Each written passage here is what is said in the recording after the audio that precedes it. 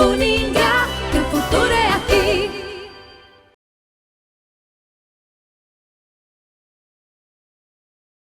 Bom dia a todos. Nós estamos novamente aqui conversando com vocês, como fazemos todos os meses, no primeiro sábado de cada mês, para tratarmos de algum tema, conversarmos sobre algum tema que é de suma importância para toda a comunidade, para toda a população, e não só aqui para a comunidade acadêmica, universitária. Eu sou o professor Luiz Antônio Bento, eu trabalho aqui na Uningá, neste 1º de outubro, fez 12 anos que estou aqui, trabalhando como professor, estou na coordenação do curso de Teologia e também na coordenação do Comitê de Ética em Pesquisa envolvendo seres humanos. Essa nossa atividade, ela está ligada ou vinculada ao nosso projeto Capelania Universitária, que também está vinculada a um outro projeto maior, que é o NAAC, o Núcleo de Apoio ao Acadêmico.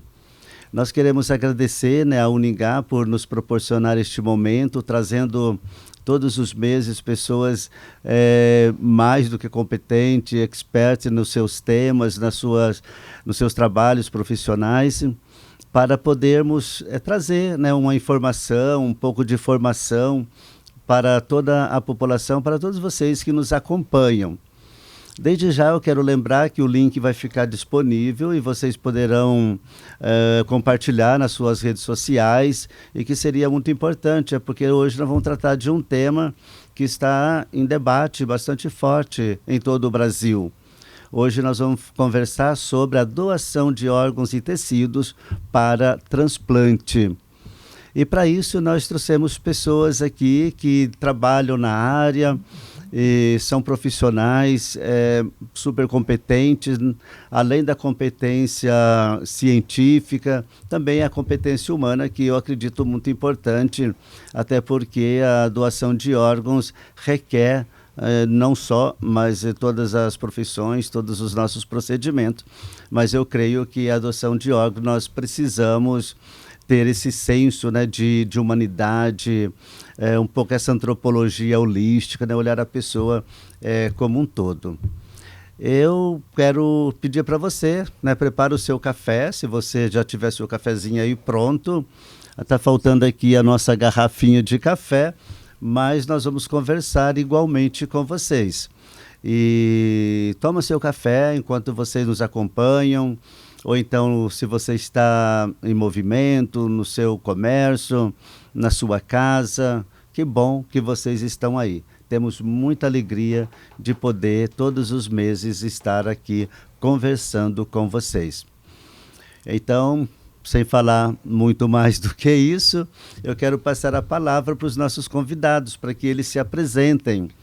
Nós vamos passar a palavra para o Dr. Enio Molina, para que ele se apresente e dê um pouco aí sobre a sua área de atuação e o que também, o senhor já podendo dar uma consideração no que acha da conversa sobre este tema.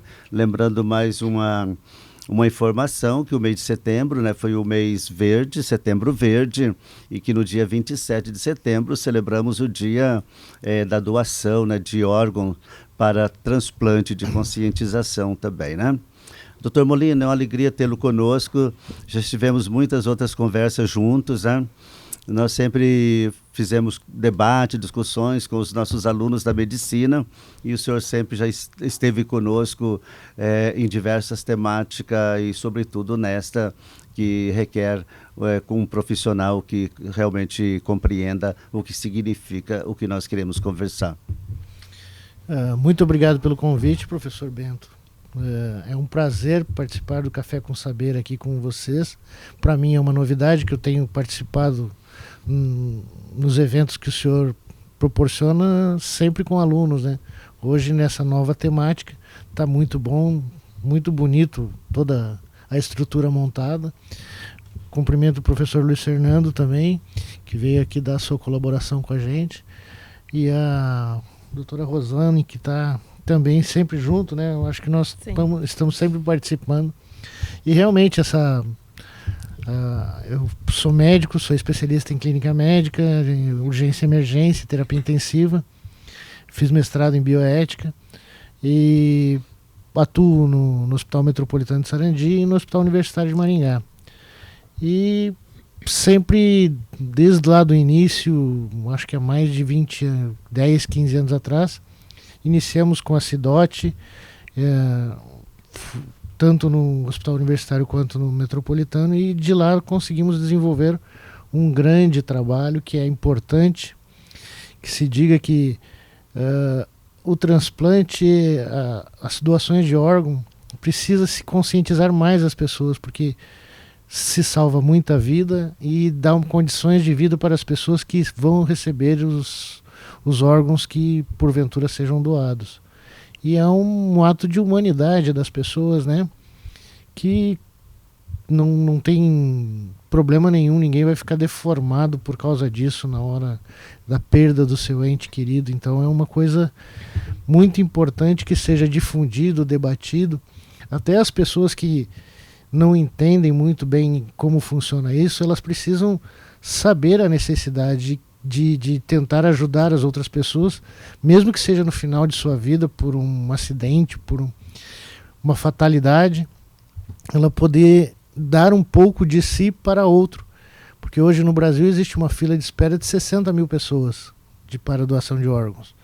Só aqui no Paraná temos 3 mil, né? Se eu não me engano, mas eu acho que é essa contagem agora.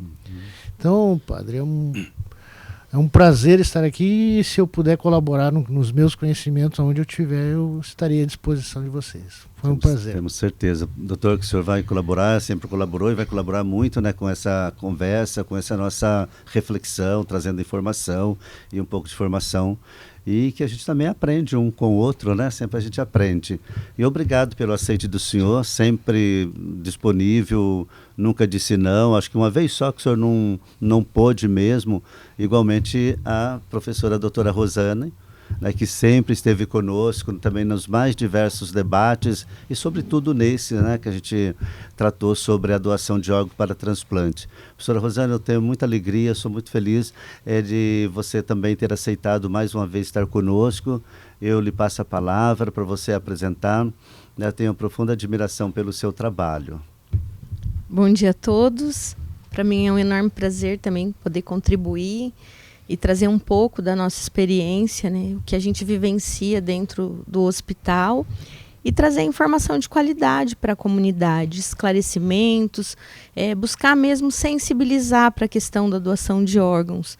Como o doutor Enio colocou, nós temos aí uma fila muito extensa, que foi bastante prejudicada com a questão da pandemia. Então, os transplantes foram suspensos, transplantes de córneas, que a gente tinha filas zeradas.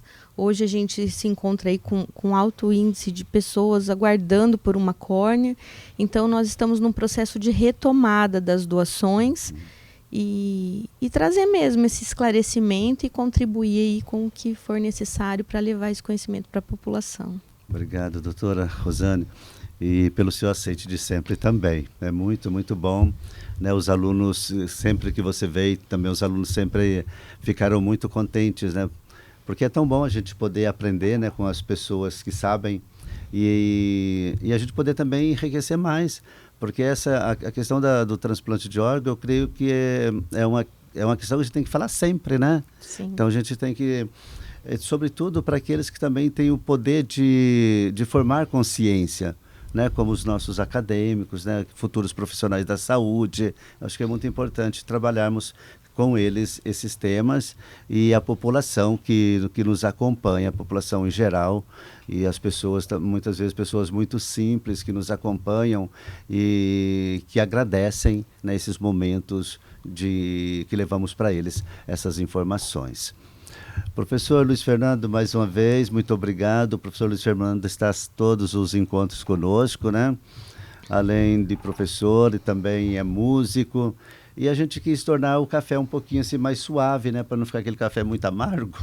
Então nós pensamos que uma música poderia adocicar um pouco este café. E claro que nós temos no professor Luiz Fernando, que um grande amigo, um grande profissional, e que também agora nós pedimos para ele se apresentar e também nos presentear aí com uma música, uma canção.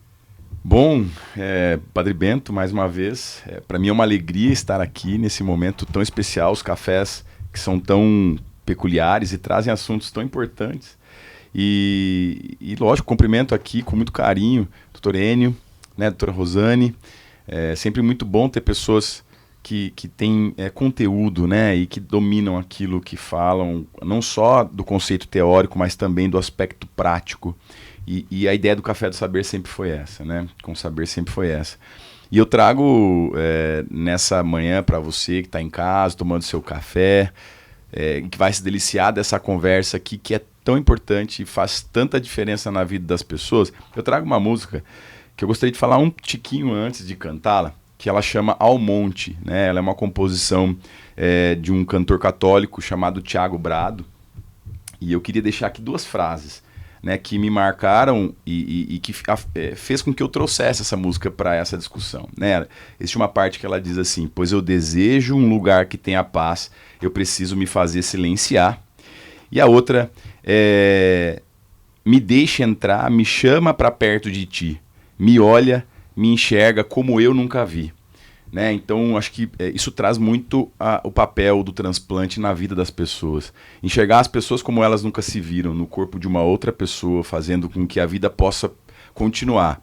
Né? Mesmo sob a ausência de uma outra possa continuar. Então, acho que essa é a proposta, né? E essa música vem falar sobre isso. E por isso, nós gostaríamos que você aproveitasse muito esse momento. E nós vamos começar com uma música linda que se chama Ao Monte.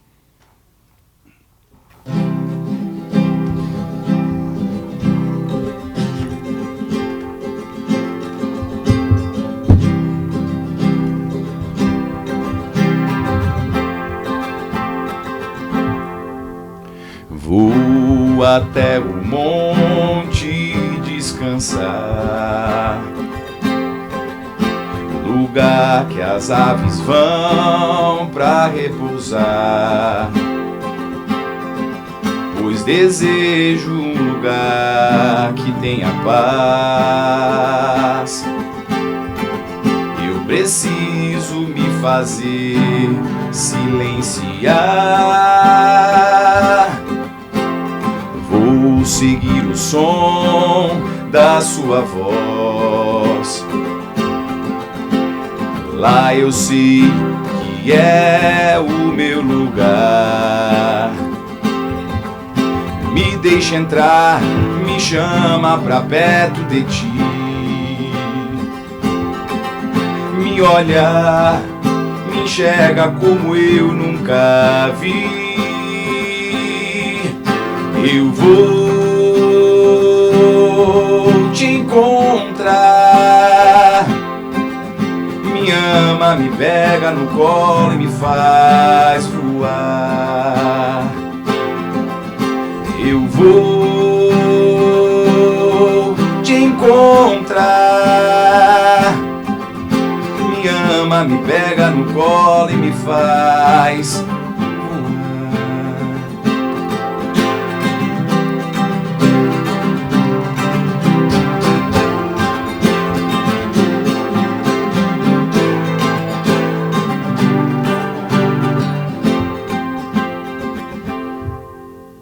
Eu vou te encontrar.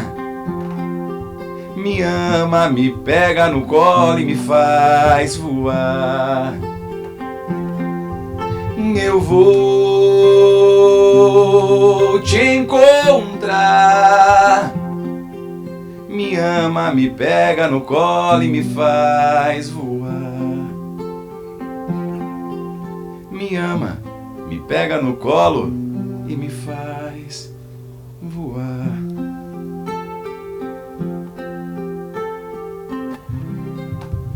Muito bem, professor Luiz Fernando, muito obrigado. Sempre lindas suas canções, sempre contextualizada também nos temas do qual estamos falando. Gratidão pela sua presença.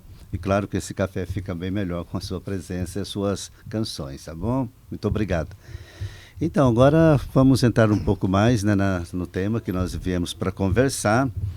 E lembrando que hoje os transplantes de órgão também eles se tornaram uma verdadeira possibilidade de cura, né?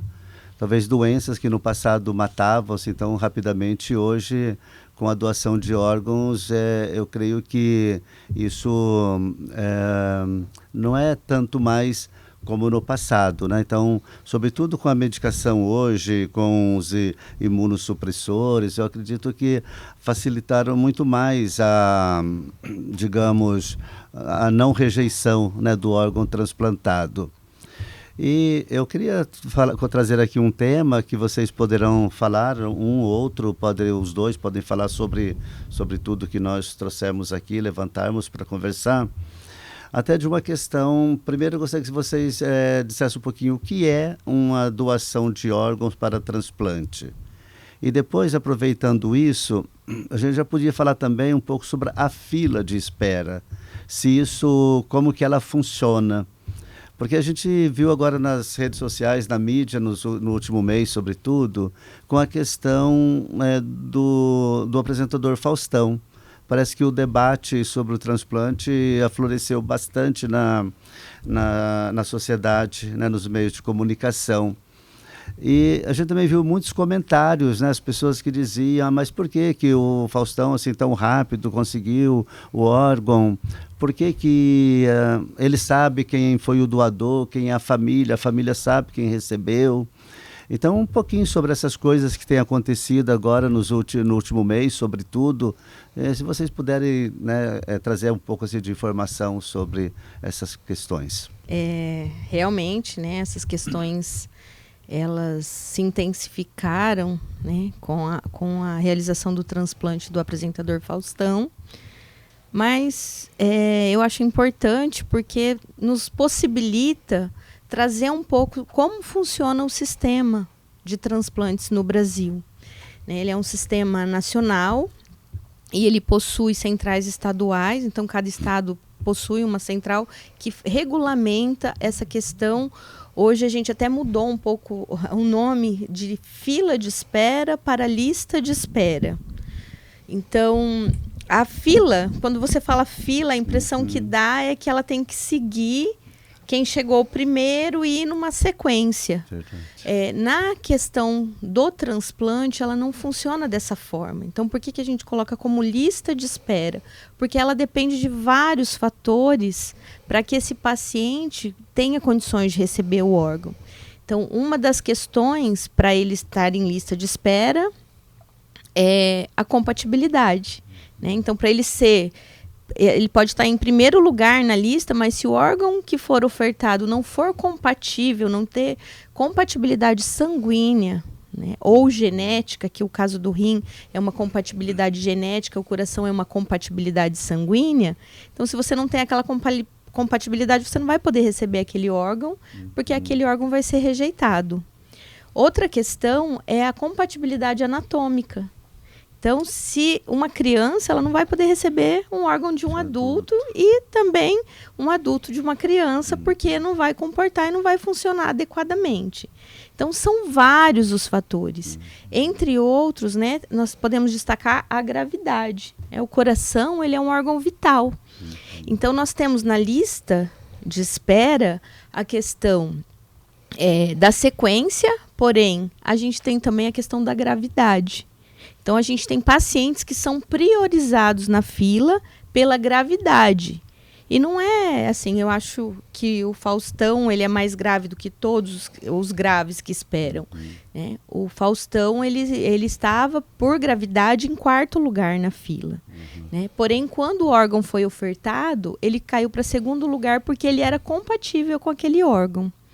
Outra questão que às vezes impossibilita quem estava na frente receber esse órgão é a questão das condições clínicas daquele paciente. Porque às vezes a gravidade é tanta que naquele momento ele não tem condições de ser submetido a um processo tão delicado que é o transplante. Então, nessa situação, ele chegou em primeiro lugar na fila. Os pacientes graves, eles demandam entre 30 e 60 dias para receber um órgão vital, como é o caso do coração. Entendi. Então, são já falou tudo, né? São prioridades técnicas científicas que não tem que analisar cada caso um caso. Tem o paciente, a idade, se é compatível o órgão, e também, se formos falar, tem a distância. Se o órgão compatível está lá no Nordeste, para chegar aqui, às vezes pega lá o que está na fila lá, que pode estar em 16º. Então é uma lista de espera. Entendi. Tem que, senão um trabalho que é feito, bonito, que a gente faz, para conseguir o órgão, vai perder o órgão porque priorizou uma pessoa que estava lá no Rio Grande do Sul, entendeu? Então tudo isso são critérios que são analisados também no sistema de informática do próprio Central de Transplantes do Brasil, que não é só aqui. Depois tem outra questão que a lista ela é coordenada pelo SUS, né? Sim, 100% SUS. Não depende de uma pessoa ter dinheiro, dela ser popular, celebridade, isso não depende de nada. Essa é uma fila coordenada pelo SUS. Pobre ou rico tem a mesma prioridade. Esqueci de dizer também, desculpa, tem os médicos, eles têm que estar à disposição. A equipe de um hospital que faça transplante, às vezes eles não estão todos lá. E aí, se falta um membro daquela equipe, não dá para fazer. Aí liga para outra equipe e está pronta, é outra coisa. Então, essa história é técnico-científico mesmo. Sim. Se chegamos aqui em Maringá, não temos nenhum, no caso do transplante de rim, não tem nenhum urologista na cidade. Não dá, né? Entendi. Então, a coisa é... Entendi. Eu dei um exemplo muito grotesco, mas é mais ou Sim. menos assim, entendeu? Para ficar fácil, Para entender. para que todos entendam. Porque isso, doação de órgãos, é um assunto tão novo, que eu acho que é muito mais tabu da população. A gente não consegue o que a gente deveria conseguir de índice de aceitação de doação, porque é um assunto que as pessoas não entram a fundo.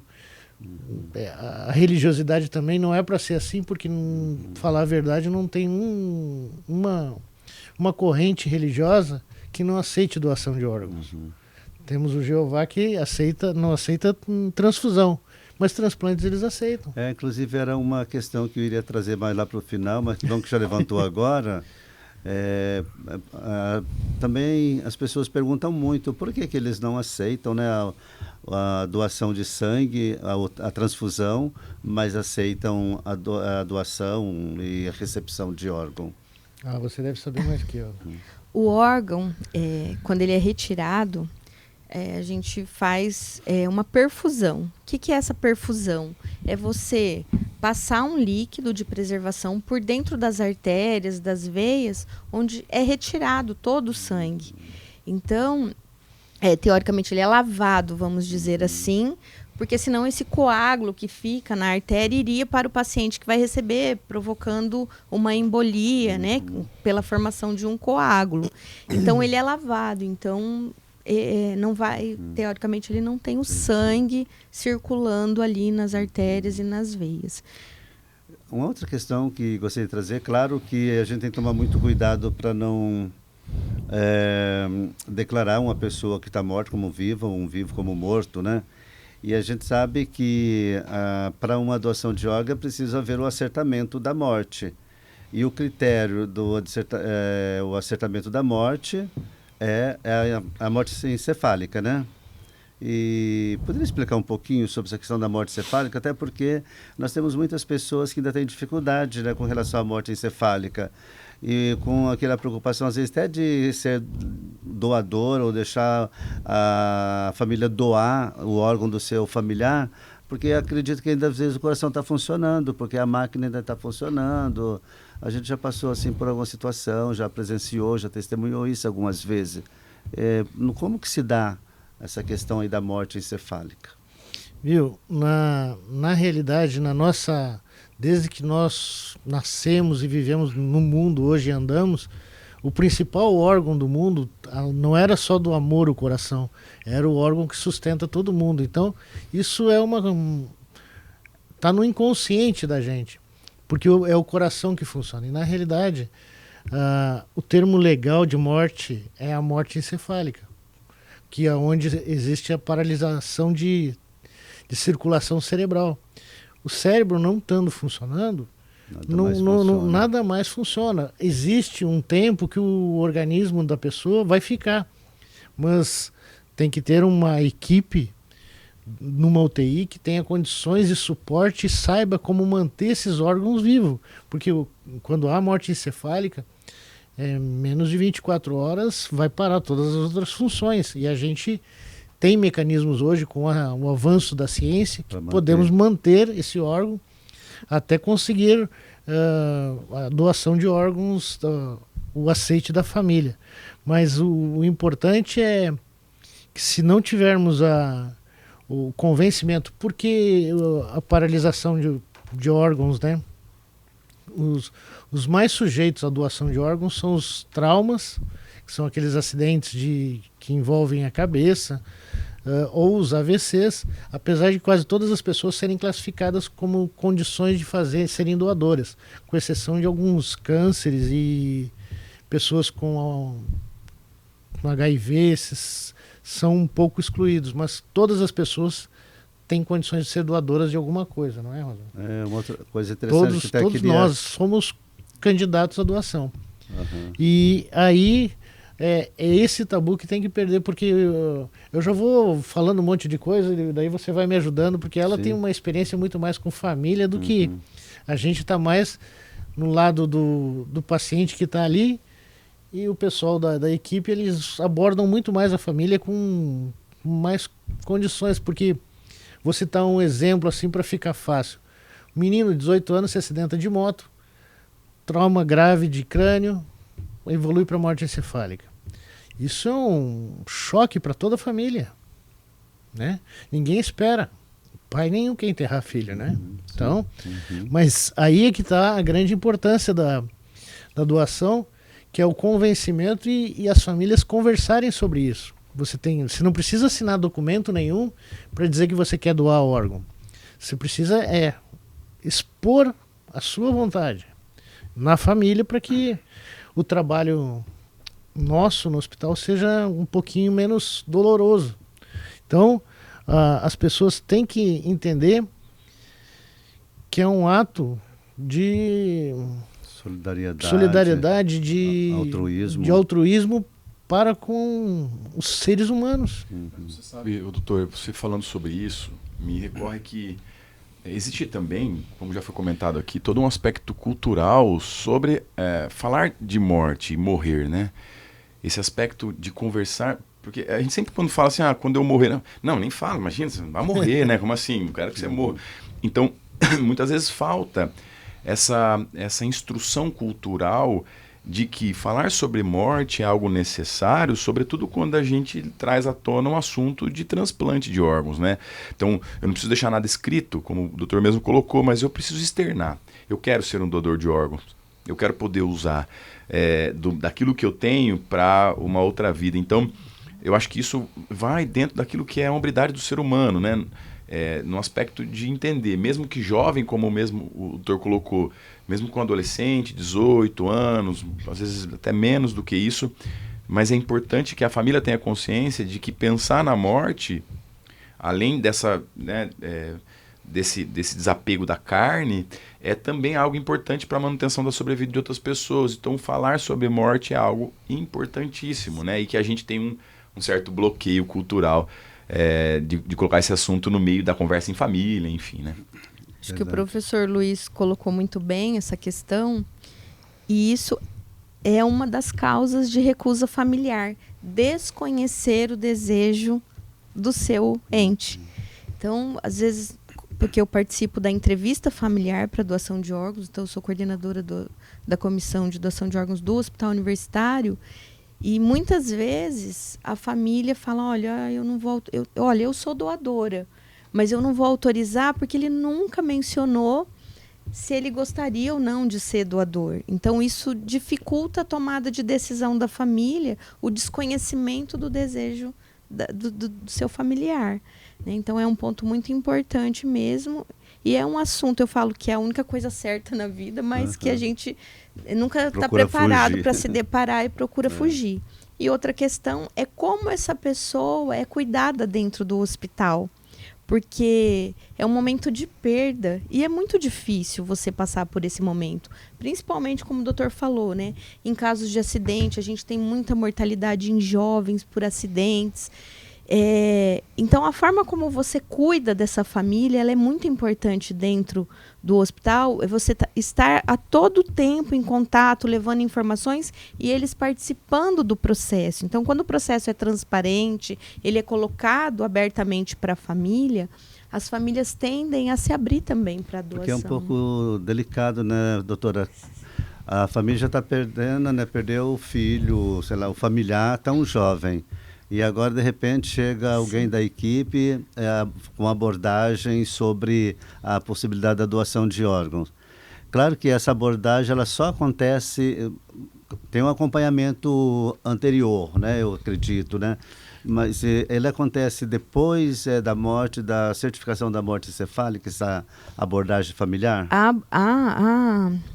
O acolhimento familiar, ele acontece em todo o tempo. O acolhimento familiar, para falar sobre a gravidade, para falar sobre a suspeita da morte encefálica, sobre a confirmação da morte encefálica. Então, todo esse processo tem um acolhimento. E a partir da constatação dessa morte, que é feito por uma equipe médica habilitada para realizar esses exames, a partir daí, constatada essa morte, porque morte encefálica é morte, e observando que a família teve uma compreensão dessa morte encefálica, porque se ela não compreender que está morto, ela jamais vai autorizar uma doação de órgãos. Sim. Então, o primeiro passo é esse, a compreensão da morte encefálica, que é outra situação que contraindica bastante, assim, que a pessoa não autoriza por conta de não ter... mas será que... E se ele voltar? Então, quer dizer, não entendeu o que é morte. Certo? Então, a pessoa tem que entender. E a partir dessa determinação, aí sim, a gente inicia o processo de doação. Ele é independente, porque nem todo paciente em morte encefálica, ele vai ser um potencial doador. Né? Porque ele pode ter contraindicações absolutas. Essas contraindicações, quem verifica é uma central de transplantes. Não é nem a gente. Não a gente nem aqui. Notifica, a gente faz os exames dele e manda para lá. Faz os exames e eles verificam se tem receptor, se o receptor que está em lista tem condições de receber o órgão, se o transplantador vai transplantar, acha que tem condições de transplante. Então, é assim que funciona. Depois, doutor, uma outra preocupação que eu tenho percebido no meu trabalho também para as comunidades, eu também sempre gostei muito do tema da doação de órgãos e tenho uns simples livros que eu também falo um pouquinho sobre a doação de órgãos, mas a gente ainda percebe que muitas pessoas acham que a pessoa fica toda deformada, porque a retirada de órgão, ela se dá, é um procedimento cirúrgico, né? Então, pode falar um pouquinho sobre isso? Muito boa pergunta. Mas antes eu vou lhe dizer um pouquinho do fluxograma vindo no... O senhor sabe que quando alguém vai para um hospital, ninguém vai para o hospital porque gosta de ficar lá dentro internado, né? Porque tem algum problema. E esse problema, todo mundo está achando, puxa, ele internou no hospital com um infarto. Será que ele vai morrer? Será que ele vai ficar vivo? Então, a saída do hospital são duas. Sai bem, curado, ou evolui para o óbito. Indo nessa linha, quando chega um grave trauma num hospital, a gente já tem a noção de quais são as evoluções daquilo lá. A gente já tem que fazer de tudo para que possa evitar qualquer dano, mas se a evolução for de piora, essa abordagem vai ter que ser feita. Aí que eu vou lhe dizer como é que é. A gente primeiro tenta fazer, e aí existem exames cerebrais que a gente faz, que é um ecodoppler cerebral, se existe imagem que passa sangue. Se houver obstrução, é caracterizada a morte encefálica. Daquele momento em diante que a gente fez é feito o atestado de óbito. Entendeu? Voltando agora ao corpo. A doação de órgãos, ela pode ser doado córnea, pele, pulmão, coração, todos os órgãos, né? Até ossos, né? São quantos órgãos se pode, assim, presumidamente, se pode doar? Aproximadamente 8. 8 órgãos.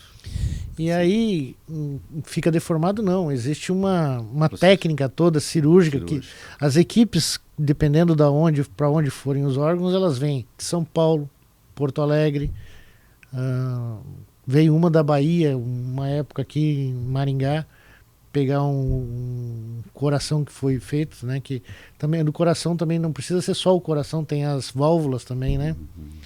E aí eles vieram de lá, então veio 5 equipes aqui um dia, de diversos lugares do Brasil.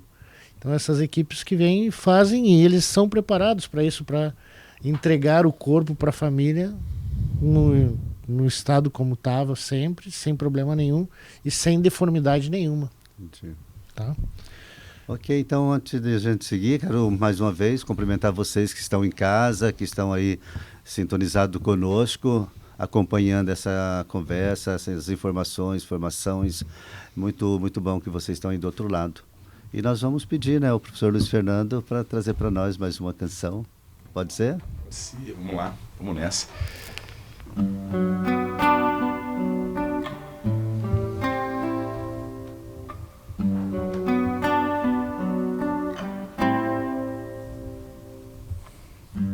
Não sei por que você se foi, quantas saudades eu senti, e de tristezas vou viver, e aquele adeus não pude dar. Você mudou a minha vida, viveu, morreu na minha história. Chego a ter medo do futuro e a solidão que em minha porta bate. E eu gostava tanto de você, gostava tanto de você.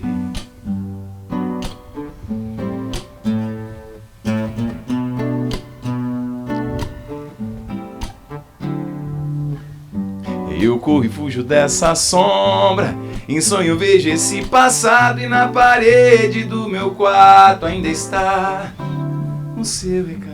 Não quero ver pra não lembrar, pensei até em me mudar, lugar qualquer que não exista um pensamento em você.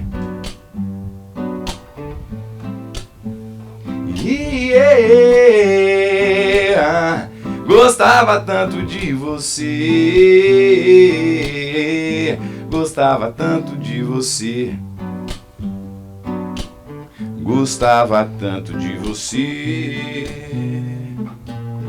gostava tanto de você.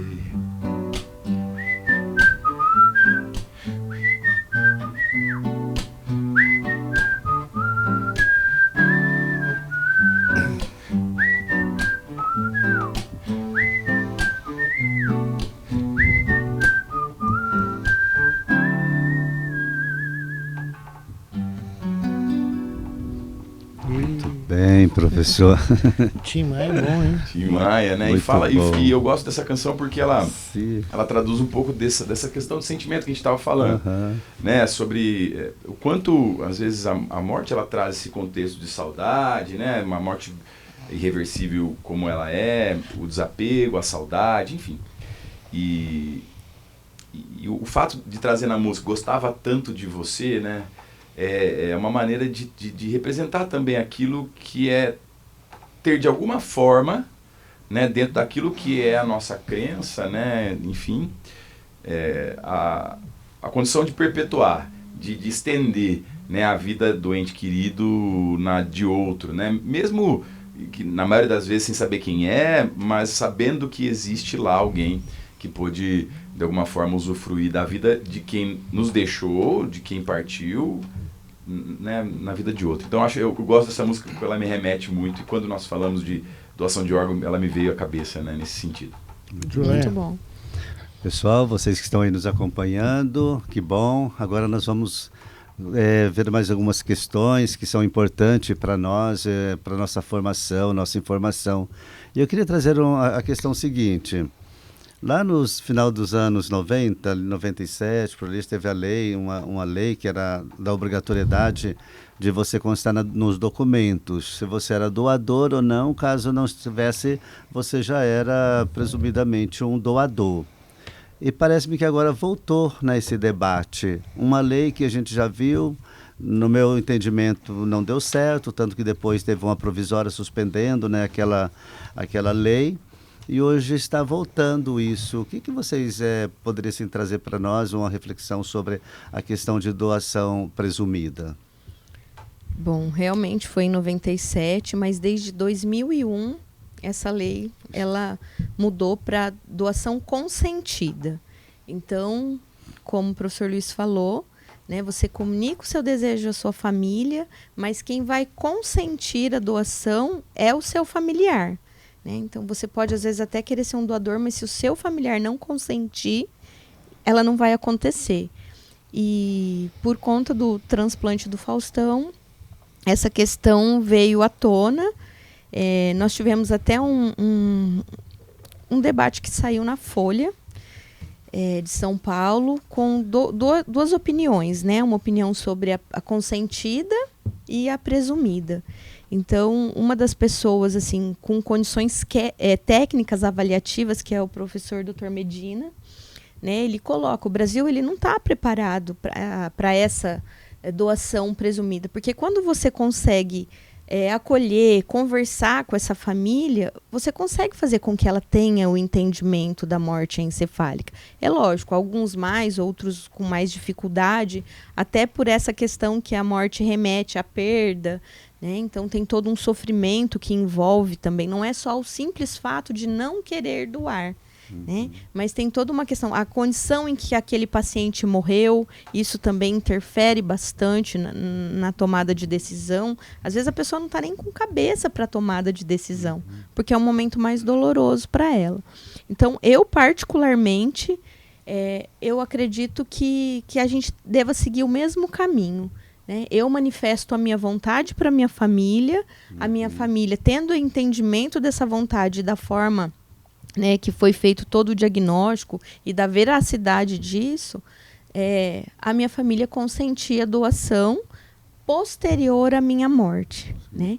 E cabe a nós, profissionais de saúde, cada vez mais trabalharmos e acolher essas famílias. Né? Porque quando você tem um bom atendimento, né, algumas famílias não doam por questões que não foram atendidas adequadamente. Sim. É importante a gente colocar isso. Né? Então, isso às vezes também diz mais respeito sobre como aquela família foi cuidada dentro da instituição hospitalar do que às vezes sobre a própria família.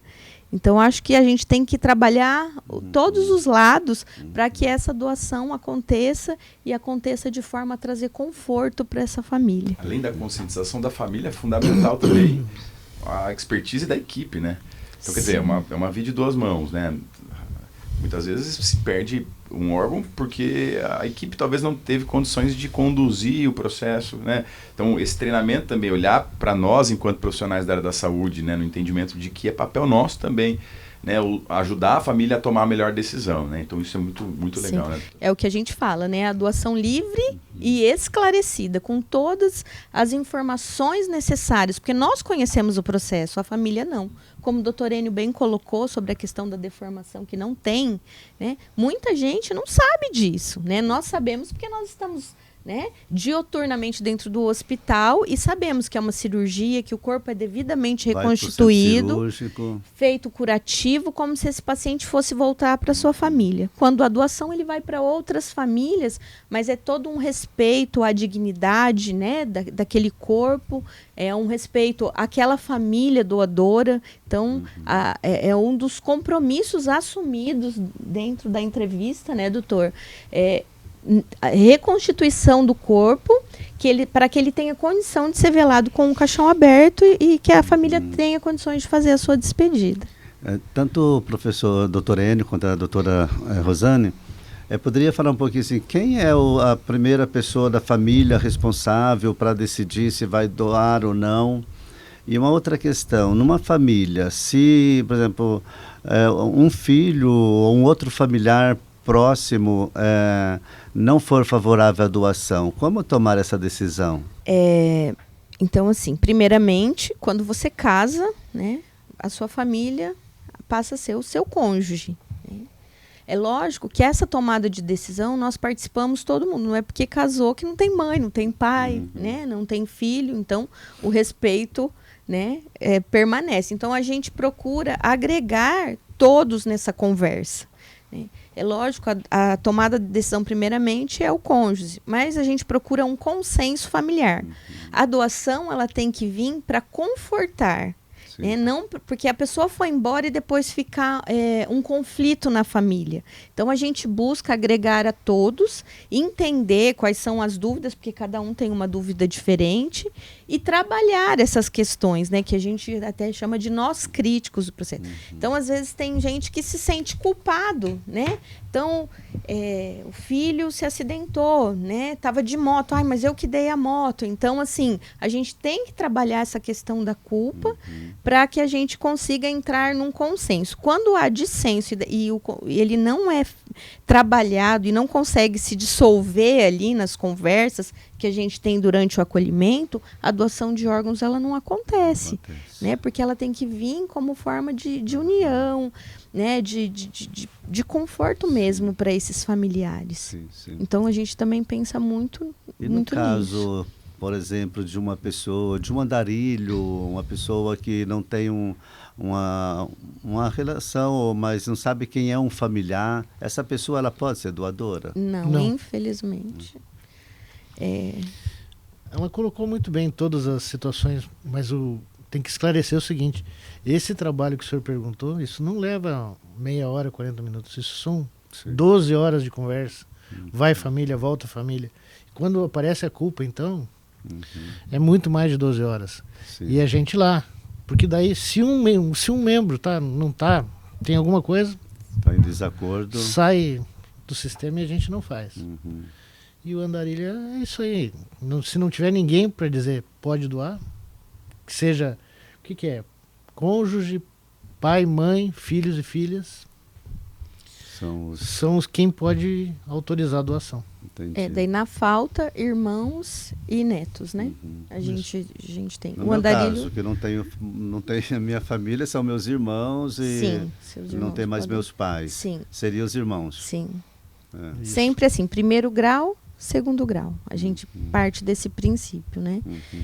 E a gente tem outras formas de autorizações, por exemplo, a gente tem situações de paciente que foi adotado, os pais faleceram, então a gente já teve autorização para doação com autorização judicial assinada por primos. Então a gente monta um processo no meio de todo esse diagnóstico, a gente monta um processo e vai para a audiência junto com a família, porque às vezes a família quer doar, mas não tem o familiar de primeiro e segundo grau. Então a gente não tem autorização para que um primo, por exemplo, autorize. Então aí tem que passar via judicial e o juiz autorizando, então essa doação pode acontecer. E tem muito, viu? Uhum. Não é pouco. Não é pouco, né? Vocês poderiam falar um pouquinho como é que está a questão do transplante, vamos dizer, um pouquinho no Paraná, e se é possível falar um pouquinho da cidade de Maringá? Não sei se pode citar as instituições onde se faz transplante em Maringá. Como é que é um pouco essa questão? Fala aquilo que vocês acham que pode ser dito sobre isso. Eu vou falar de transplante, pode falar, porque tem 2 hospitais aqui em Maringá que fazem. A Santa Casa faz rim e o Hospital Santa Rita é fígado e rim. Coração não faz Maringá. Não faz Maringá. E todos os hospitais da rede aqui da nossa região, eles têm CIDOT, né? Porque CIDOT é a central, Comissão Interhospitalar de Transplantes. E todos os hospitais fazem essa busca ativa ou a busca por um paciente que seja possível doador. E esses órgãos não ficam exatamente aqui em Maringá. Eles são colocados nessa lista, que são o sangue que a gente manda para a central. Eles fazem todo um aparato e veem qual que é o melhor local para ser encaminhado esse órgão. E se esse órgão, por exemplo, se é uma pessoa doadora aqui do Paraná, vamos estender o estado, e se não encontra nenhuma pessoa aqui, quem tem preferência é alguém do Paraná? Primeiro é o estado. Porque, como o doutor colocou, né, a questão, o Brasil ele tem uma extensão territorial muito grande. Então, um paciente que está no Nordeste, dificilmente ele vai receber um órgão do Sul. Pode receber? Pode, mas a gente demanda de uma logística bem complexa. Então, por exemplo, às vezes vem avião da FAB para buscar o órgão para poder levar, porque ele tem o que a gente chama de tempo de isquemia. O que é esse tempo de isquemia? O tempo que ele sai do doador para chegar até o receptor. Então, um coração e um pulmão são 4 horas. Então, ele não teria tempo para chegar no norte, por exemplo. Mas, por exemplo, pulmão, quem faz muito é o Rio Grande do Sul. Né? O Paraná está iniciando, mas é o Rio Grande do Sul quem faz. Então, primeiramente o estado, depois abre para os estados mais próximos, até abrir para a lista nacional, que a gente chama. Entendi. E quais outras questões assim que vocês julgam importante, alguma outra informação em relação a essa temática que vocês gostariam talvez de trazer aqui agora? Tem alguma sobre a questão de números? Tem alguma informação de números de transplantes no Paraná, na cidade de Maringá? Ou isso no momento hoje, assim, no país, nós temos aproximadamente 60 mil pessoas aguardando por um órgão. Né? Dessas, nós temos em torno de 30 e poucas mil pessoas aguardando por órgãos sólidos, que são fígado, rins, pulmões, coração, pâncreas, e aproximadamente aí 25, 26 mil de tecidos, que seria, no caso, as córneas. Que aumentou muito pós-pandemia, né? Por conta da suspensão dos transplantes, como eu já falei anteriormente. No Paraná, nós temos aproximadamente 3 mil pessoas em lista, dessas 800 para córneas. Uma coisa que é interessante falar, Maringá tem o menor índice de recusa familiar no estado, né? Nós temos aí em torno de 21% de recusa. O estado do Paraná é o primeiro em doação de órgãos, então nós temos 29% só de recusa. E no Brasil esse trabalho ele precisa ser intensificado, porque nós tínhamos em torno de 36%, 39% de recusas e agora, pós-pandemia, estamos aí num processo bem árduo de retomada, que passamos para 49%. Então, quase metade das famílias ainda negam a doação de órgãos. É assim, ó, o Paraná tem um índice de 41 doadores por milhão de habitantes. Por 1.000 habitantes. Ou por milhão? Por milhão. O Santa Catarina vem um pouquinho abaixo, com 39, e aí a média do Brasil é 19 doadores por milhão. O Paraná, ele ganha do maior país de doação de órgãos do mundo, que é a Espanha. A Espanha tem 40 por milhão. Sim. E nós temos alto, aqui um índice bem melhor que o deles. Então a gente está bem avançado, né? Está bem estruturado, tanto central como... Mas era isso. E os valores de pessoas é esse aí. Certo. Nós estamos já indo para o final da nossa conversa, né? Passa rápido. Mas eu gostaria que, se vocês puderem dar uma palavra, trazer alguma informação sobre também a doação entre vivos. Como que é isso? A doação entre vivos, ela é uma doação que pode ser aparentado, né? Pessoas que são da família, e pacientes, pessoas não aparentadas. Se for aparentado, tem que ter a compatibilidade, tem que ter um processo também para mostrar todas as complicações que pode ter de um transplante. Então, assim, a pessoa que vai fazer a doação em vida, ela tem que estar muito consciente, né, do procedimento, e a pessoa que vai receber também. E nesse caso é direto, não tem fila? Não. Aí tem a compatibilidade. Sim. No caso do não aparentado, aí somente com autorização judicial, porque você tem que expor, vamos supor, eu quero doar um rim. Se eu sou da mesma família, da mesma genética, eu posso desenvolver aquela mesma doença que o meu familiar desenvolveu. Né? E isso pode prejudicar posteriormente eu estando com um rim só. Né? Então, assim, a gente que trabalha com doação de órgãos em doador falecido, que ele pode ser doador tanto em morte encefálica, quando a gente consegue manter os órgãos funcionando, né, não vivos, mas funcionando através de aparelhos e medicamentos, e também o doador em parada cardiorrespiratória. que ele pode ser um doador de tecidos. Então, ele pode doar ainda as córneas, as válvulas do coração, pele e ossos. E em alguns países, eles já estão fazendo, inclusive, a doação de órgãos, tanto para rins quanto para fígado, no paciente pós-parada. Mas aí você precisa de todo um acompanhamento, assim, de todo um aparato de equipamentos para que você consiga ter alguns procedimentos ali para que o órgão tenha qualidade para ser transplantado. Eu acho que é interessante, você falou, né? Aquele que vai doar em vida, ele tem que estar bem informado, né? Eu tenho uma irmã que ela é receptora do fígado do filho dela, né, em vida. E já vai fazer 20 anos que está transplantada com fígado, agora já passou de 19 anos. Então, aquilo que a gente talvez dizia lá no começo hoje, né, os imunossupressores, a medicação, tem assim tem tido um resultado muito positivo das doações, né? O fígado, ele é um órgão que ele se regenera, né? Então, ele é um órgão menos, assim, perigoso, vamos dizer assim, para se doar por contraindicações e tudo mais, e né? pode doar em vida, né? Isso, foi em vida. E não prejudica ninguém, né? Isso. Teoricamente. Mas eu coloco sempre assim, a gente tem um alto índice de mortes por acidentes, né, e pelos AVCs. Então, nós temos aí em torno de 48 mil pessoas que morrem, né, com essas comorbidades, com essas fatalidades, e são os potenciais doadores, porque geralmente eles não têm uma comorbidade. Né? Ele sofreu um acidente, ele estava com os órgãos funcionando plenamente, sofreu um acidente e morreu.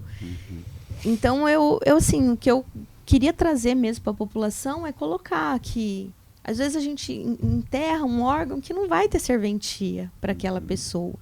Né? Então, é muito melhor, se a gente for comparar, você fazer um transplante com um doador falecido, que você não vai ter uma complicação para a pessoa que está doando, porque ele não vai ter mais serventia para aquela pessoa, do que a doação em vida.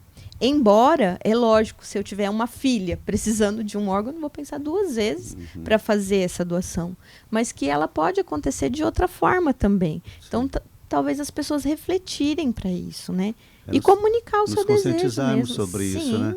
Porque, como já foi dito aqui, não existe a necessidade de deixar nada por escrito, né? Então, é mais mesmo conversar, né? Em família, dizer das suas vontades.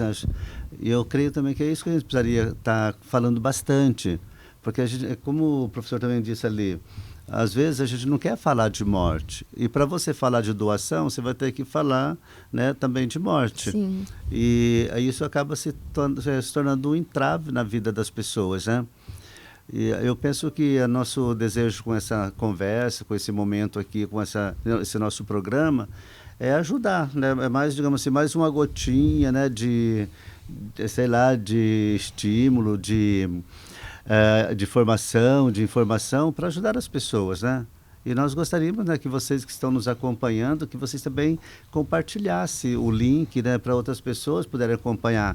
Eu creio que aqui de uma forma tão capacitada, mas também de uma forma tão simples, trouxemos muitas questões importantes para a gente saber, né? Então, esperamos aí que você nos ajude, né, também a divulgar a questão da doação de órgãos para transplante, que é muito importante. Professor Molina, doutora Rosane, nós estamos terminando, então, mas antes de terminar, eu gostaria que vocês também fizessem uma consideração, não precisa ser muito longo, mas uma consideração sobre essa nossa conversa e sobre aquilo que estiver no coração de vocês e na mente. Eu gostaria, assim, de deixar assim, um agradecimento mesmo a todas as famílias doadoras que passaram por mim. Eu acho que talvez fique até uma dica para um momento com essas famílias que passaram por esse processo, para elas trazerem também a experiência que elas tiveram, como que elas foram acolhidas dentro do hospital, né? Para elas trazerem isso também para a comunidade, né? Que elas são cuidadas realmente. Dizer que a doação, ela é o maior gesto de amor que uma pessoa, né, tem. Porque eu falo, às vezes você se desfazer daquilo que não tem importância mais para você, de um objeto que está em casa e você não usa mais, de uma roupa que não te serve, que às vezes até a gente gostaria que servisse, mas que às vezes não serve. Então, é fácil, mas você doar a pessoa que você mais ama, o seu filho, o seu marido, né, a sua mãe, o seu pai. E esse é o maior ato de caridade, né? Você doar quando você está perdendo. Então, é o ato mais nobre que tem, né? Todas as religiões são favoráveis, sim, à doação, né? E dizer que se você tem a vontade de ser um doador após a sua morte, que você comunique à sua família, converse sobre isso, né?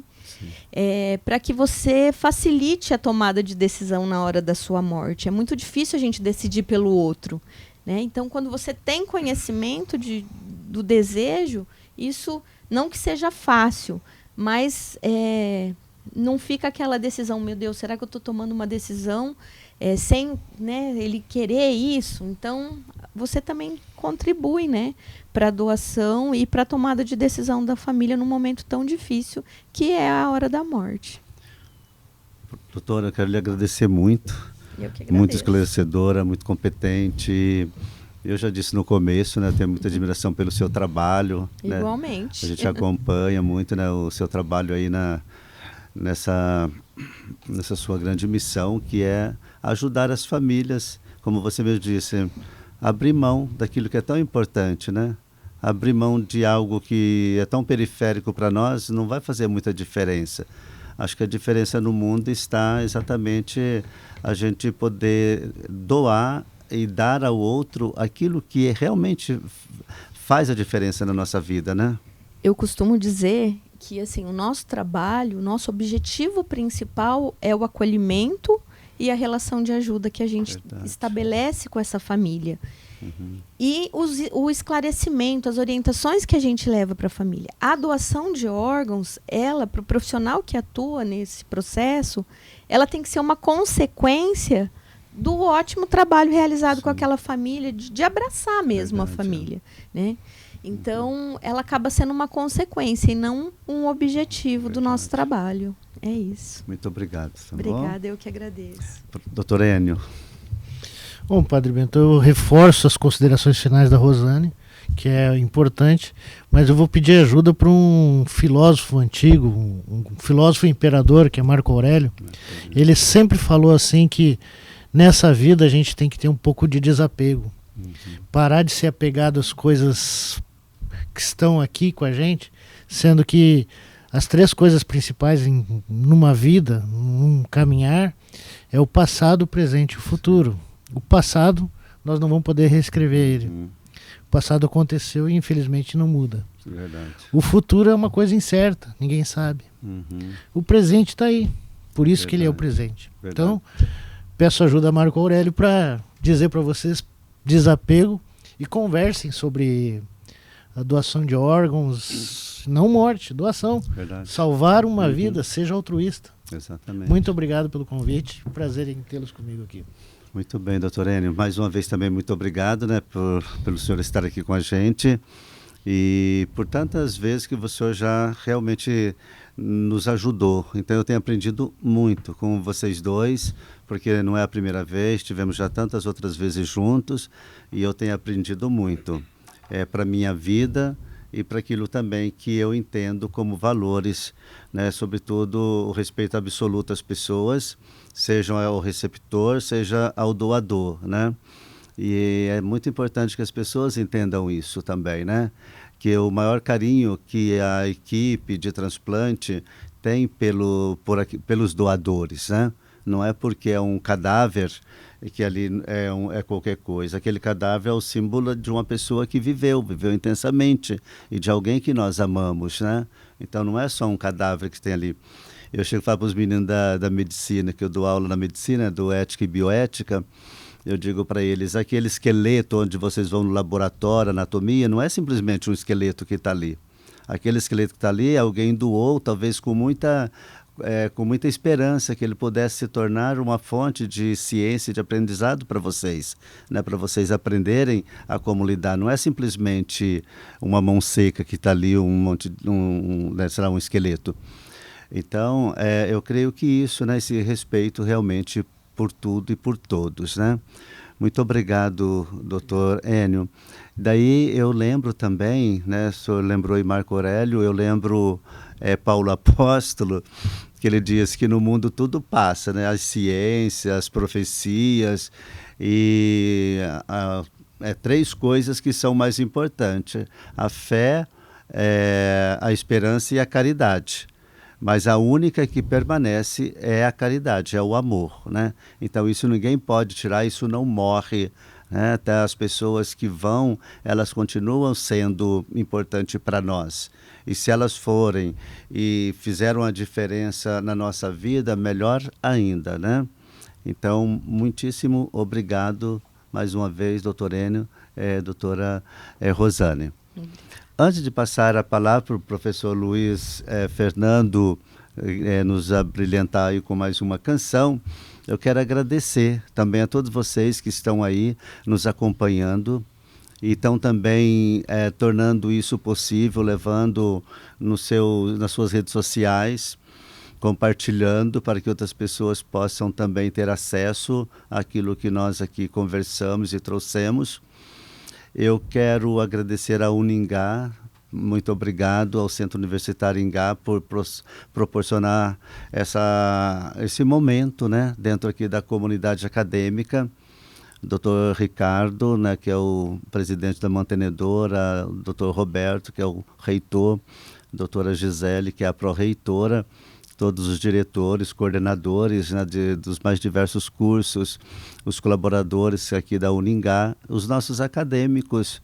Gostaríamos que vocês também compartilhassem e que vocês acompanhassem. Eu falei para os alunos da medicina essa semana, nós vamos conversar sobre transplante de órgão.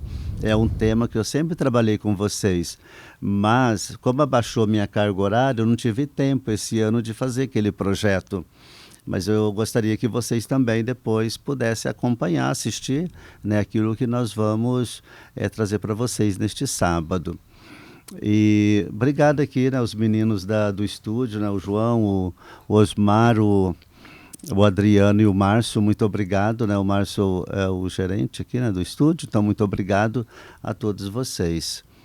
Eu creio que era isso que eu tinha para falar e sou muito feliz de poder receber vocês neste momento tão importante do nosso café. Ainda lembrando que a capelania universitária, veja como é que está bonita a nossa caneca. Então tem a capelania universitária e o café com saber, né? E a capelania universitária, temos uma sala aqui na Uningá, no bloco I, na sala 53, que é preparada, adequada para os nossos atendimentos. Se você quiser um atendimento, de qualquer natureza que for, se extrapola a nossa competência, nós orientamos para você procurar a pessoa certa. E entra no site da Uningá, uningá.br, ali vocês vão ter capelania e basta acessar ali, mandar um e-mail, a gente agenda com vocês, ou então nos encontrando pelos corredores, é só nos procurar que a gente atende também. E todas as terças-feiras, 18h15, nós temos a celebração da Santa Missa aqui na Capela Sagrada Família. É aberta para todos, e lembrando que a capelania também não é uma capelania católica, é uma capelania universitária. Então a gente não é uma capelania para falar só de religião ou de uma determinada religião. Ela é aberta para todas as religiões, independente da denominação religiosa a que você pertence. E a Capela Sagrada Família também está à disposição de todas as religiões que estão aqui dentro do campo universitário. Só é preciso, se forem usar, fazer um contato, pode ser comigo ou com a professora Lidiane, para a gente agendar, porque vai que aquele horário que você quer já tem algum grupo, né? Então, aí nós nos organizamos numa agenda que dê certo para todo mundo. Então, muito obrigado. Professor Luiz Fernando, obrigado mais uma vez, né? Eu fico obrigado por ele. Você não vai faltar no nosso café, tá bom? Mas ele só faltou uma vez que não pôde mesmo, né, professor? Então, muito obrigado. É muito bom tê-lo conosco com as suas músicas e a sua contribuição, né, suas falas sempre muito pertinentes. Eu passo a palavra para você e com isso nós nos despedimos. Eu peço a Deus que abençoe a todos vocês que estão nos acompanhando. Muito obrigado e que não falte na vida de vocês sobretudo a graça de Deus para realizar a missão que cada um tem neste mundo. Muito obrigado. Amém, amém. Eu acho que para você que está em casa, né, deixo aqui um grande abraço também, estendo meu grande abraço ao doutor Enio, doutora Rosane, né, professor Bento, que eu tenho uma dificuldade de chamar de professor Bento, eu sempre chamo de Padre Bento. Mas muito obrigado pela receptividade, né, para mim é sempre uma alegria participar desse projeto. Eu queria terminar, além, né, de deixar uma canção linda, mas eu queria terminar falando que, assim como uma árvore, né, que dá frutos, né, ela alimenta por meio do fruto, mas aquele fruto que eventualmente não serve para o alimento, ele cai e retroalimenta essa árvore, né, e permite que essa árvore ela possa receber novos nutrientes, possa reviver, possa, né, retomar. Então acho que quando a gente fala de doação de órgãos, a gente precisa falar de vida, não de morte, né? A morte é o meio, mas o que de fato interessa e o que de fato é importante nesse processo é a retroalimentação da vida, né? Aquilo que permite que a vida possa se perpetuar, assim como a natureza nos ensina. Então, que você possa sair dessa conversa com essa sensação de entender que conversar sobre transplante com seus familiares é muito mais do que falar sobre morte, mas é de fato trazer a vida, né, como forma de continuidade. Então que você tenha um final de semana abençoado, sua manhã seja incrível, né, o seu domingo também. E eu queria terminar com uma música que eu acho linda, chama-se Trem Bala, né, de composição da Ana Vilela, e que eu acho que vem muito a calhar com a finalização da nossa conversa. Um excelente final de semana para vocês, que Deus abençoe. Até o próximo café, se Deus quiser, né, Padre? Amém.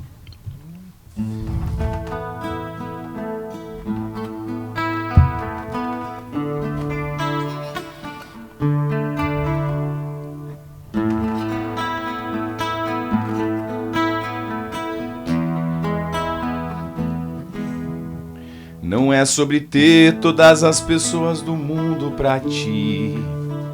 É sobre saber que há algum lugar há quem reza por ti. É sobre cantar e poder escutar mais do que a própria voz. É sobre dançar na chuva de vida que cai sobre nós. É saber se sentir infinito no universo tão vasto e bonito. É saber sonhar. E então fazer valer a pena cada verso daquele poema sob acreditar. Não é sobre chegar no topo do mundo e saber que venceu. É sobre escalar e sentir que o caminho te fortaleceu. É sobre ser abrigo e também ter morada em outros corações. E assim ter amigos contigo em todas as situações. A gente não pode ter tudo. Qual seria a graça do mundo se fosse assim? Por isso eu prefiro os sorrisos e os presentes que a vida trouxe pra perto de mim. Não é sobre tudo que o seu dinheiro é capaz de comprar, e sim sobre cada momento o sorriso a se compartilhar. Também não é sobre correr contra o tempo pra ser sempre mais, porque quando menos se espera a vida já ficou pra trás. Segura teu filho no colo, sorri e abraça seus pais enquanto estão aqui. Que a vida é trem-bala parceiro e a gente é só passageiro prestes a partir. Segura teu filho no colo, sorria e abraça os seus pais enquanto estão aqui. Porque a vida é trem-bala parceiro e a gente, né, doutor Enio, né, doutora Rosane, né, Padre Bento, nós somos só passageiros. Só passageiros. Né? E que quando a gente partir, que a gente possa deixar a vida também. Isso mesmo.